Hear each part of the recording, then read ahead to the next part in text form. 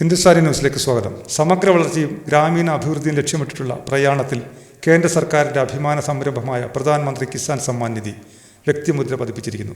2019 ഫെബ്രുവരി 24 പ്രധാനമന്ത്രി നരേന്ദ്രമോദി തുടക്കം കുറിച്ച ഈ പദ്ധതി കോടിക്കണക്കിന് ചെറുകിട നാമമാത്ര കർഷകരുടെ ജീവിതത്തെ ആഴത്തിൽ സ്വാധീനിക്കുകയും പൂർണ്ണമായും ഡിജിറ്റലും അത്യന്തം കാര്യക്ഷമവും അങ്ങേയറ്റം സുതാര്യവുമായ ഒരു സംവിധാനത്തിലൂടെ ആനുകൂല്യം നേരിട്ട് കൈമാറുന്നതിനുള്ള ആഗോള മാതൃകയായി സ്വയം സ്ഥാപിക്കപ്പെടുകയും ചെയ്തു. PM കിസാൻ പദ്ധതിയിലൂടെ അർഹരായ കർഷക കുടുംബങ്ങൾക്ക് പ്രതിവർഷം 6000 രൂപ നൽകുന്നു. നേരിട്ടുള്ള ആനുകൂല്യ കൈമാറ്റത്തിലൂടെ ബാങ്ക് അക്കൗണ്ടുകൾക്ക് 2000 രൂപ വീതമുള്ള തുല്യ ഗഡുക്കളായാണ് വിതരണം ചെയ്യുന്നത്. ഇതുമൂലം ഇടനിലക്കാർ, കാലതാമസം, ചോർച്ച എന്നിവ ഒഴിവാക്കി ഓരോ രൂപയും ഗുണഭോക്താക്കളുടെ കയ്യിലേക്ക് നേരിട്ടെത്തുന്നു. ആദ്യം മുതൽ ഇതുവരെ 3.69 ലക്ഷം കോടി രൂപയാണ് കൈമാറിക്കഴിഞ്ഞത്.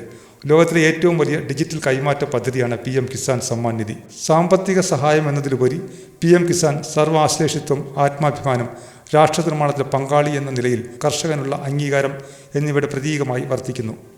PM കിസാന്റെ വിജയത്തിന് പ്രധാന കാരണം ഭാരതത്തിന്റെ ശക്തമായ ഡിജിറ്റൽ അടിസ്ഥാന സൗകര്യങ്ങളാണ്. ദാരിദ്ര്യ നിർമ്മാർജ്ജനത്തിനുള്ള ഫലപ്രദമായ ഉപാധി എന്ന നിലയിൽ നേരിട്ടുള്ള ആനുകൂല്യം കൈമാറ്റ പദ്ധതികൾ ലോകമെമ്പാടും പ്രസക്തി നേടുകയാണ്.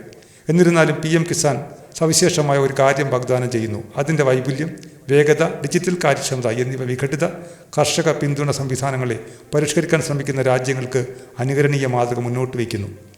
വിവിധ അന്താരാഷ്ട്ര സ്ഥാപനങ്ങൾ ചെറുകിട കർഷകരുടെ വരുമാനം വർദ്ധിപ്പിക്കുന്നതിലും വായ്പാ ലഭ്യത മെച്ചപ്പെടുത്തുന്നതിലും അസമത്വം കുറയ്ക്കുന്നതിലും ആധുനിക രീതികൾ പ്രോത്സാഹിപ്പിക്കുന്നതിലും PM കിസാന്റെ പങ്ക് ഉയർത്തിക്കാട്ടിയിട്ടുണ്ട്. പല രാജ്യങ്ങളും നടപ്പാക്കിയ സ്വാഭാവിക ആനുകൂല്യ കൈമാറ്റങ്ങളിൽ നിന്ന് വ്യത്യസ്തമായി വിശ്വാസ്യതയിൽ അധിഷ്ഠിതവും നിരുപാധികവുമായ PM കിസാന്റെ സ്വാധീനം പങ്കാളിത്തത്തിലൂന്നിയതും അന്തർസാർന്നതുമായ ക്ഷേമ വിതരണത്തിന് പ്രയാണത്തെ പ്രതിനിധീകരിക്കുന്നു. PM കിസാന്റെ ഭാവാത്മ പ്രഭാവം വ്യക്തിഗത ഗുണഭോക്താക്കൾക്കപ്പുറത്തേക്ക് വ്യാപിച്ചിരിക്കുന്നു. സുഗമമായ സാമ്പത്തിക ലഭ്യത ഗ്രാമീണ വിപണികളെ പുനരുജ്ജീവിപ്പിച്ചു.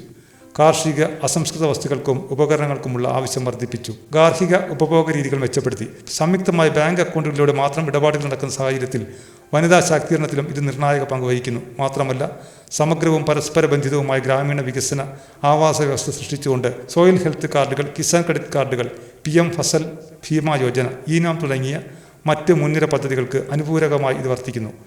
കർഷകർക്കുള്ള PM കിസാൻ മൻധൻ യോജനയുമായി ഇത് സമന്വയിപ്പിച്ചിരിക്കുന്നു.